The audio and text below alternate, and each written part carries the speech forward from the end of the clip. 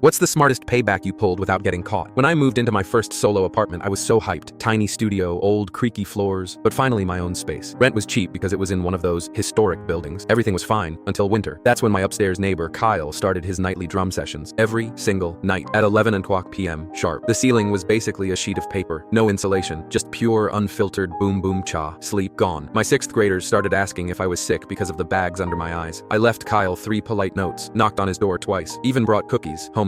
He just shrugged and said, "Sorry man, this is when my band rehearses." Management didn't care. Noise ordinance kicked in at midnight, so technically he was within his rights. That 11 to 12 p.m. loophole was wrecking my job, my mental health, my everything. I checked my lease. No early termination unless I wanted to kiss my $1,900 deposit goodbye. I was a first-year teacher. I couldn't afford that. Kyle worked from home doing some crypto nonsense, slept till noon while I taught fractions and mediated glue-eating incidents running on 4 hours of sleep and caffeine fumes. Tried everything. Earplugs, white noise machines, a $300 noise-canceling headset I couldn't even afford. Nothing worked. The bass thumped through everything. Final straw? I literally dozed off during my principal's evaluation. Concerning lack of professional energy, she wrote. That weekend, I started noticing things. Kyle always left every Friday at exactly 6 o'clock p.m. to meet his friends. Always. And every time, he left his bathroom window cracked open. Apartment 3B, facing the alley. Fire escape right there. So one rainy Friday at 6:15, heart pounding like one of his kick drums, I climbed up the fire escape and slid through that open window. I didn't steal anything. Didn't break a thing. I brought tools, patience, and 3 tiny bottles of clear liquid. Found his drum kit in the spare room. First, I carefully loosened every lug nut on the drums just half a turn, then applied clear nail polish to the threads and let it dry. It'd feel tight, but after 15 minutes of playing, vibrations would make the drums detune themselves. Subtle chaos. Next, I took apart his drum throne, the stool, and added a tiny bit of mineral oil to the threads inside the height adjuster. Reassembled it perfectly. It would slowly sink over 30-45 minutes of use. He'd have to keep adjusting it mid-session, annoying as hell. Final touch, a few drops of fish oil inside the hollow spring of his bass pedal, completely undetectable for now. But give it a few nights in a warm apartment, his drum room was gonna smell like a rotting aquarium. I wiped everything down, closed the window, and went back to my apartment like nothing happened. That night, 11 o'clock p.m. on schedule, the drumming started. 20 minutes later, I heard stops, retuning, more drumming, more stops. That cycle repeated for 3 nights. On the 4th night, I heard a crash and an